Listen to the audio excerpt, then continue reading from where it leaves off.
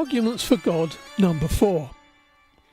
The commonest argument I hear for the existence of God starts off with, "Who created you?" To which the answer is, "My mother, with a teaspoonful of help from my father." So who created them? And then we get into a slightly tedious backwards progression until we get to the real argument, which is, who made the first man? Which is supposed to be a crushing argument. At this point, I mention evolution. Many theists accept science and all the products of science, cars, watches, phones, computers, but they don't want to accept evolution.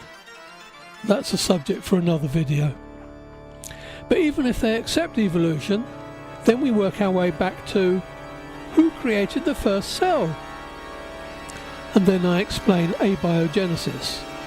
We don't know how the first living cell came about, and the first life probably wasn't a cell. But we do have a dozen or two possibilities, and research continues on which are the most likely. The point is, there's several ways it could have happened.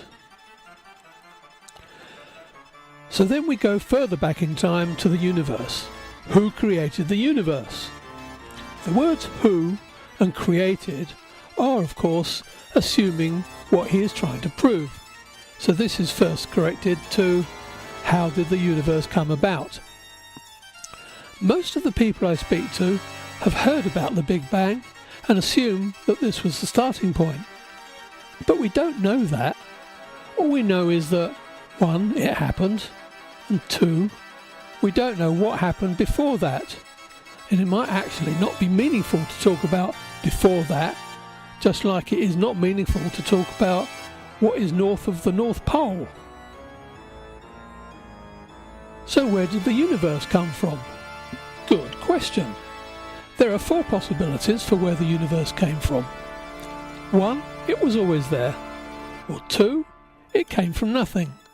Or 3. It is coming into existence in a steady state all the time. Or 4.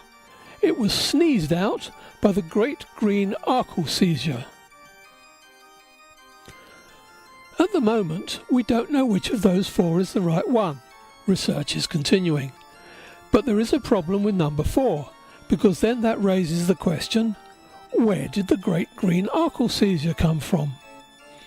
And anyone who claims that the arkle seizure was always there, but the universe could not have always been there, is running into a fallacy called special pleading, whereby he asserts that his favourite explanation is immune to the criticisms that he makes of other explanations.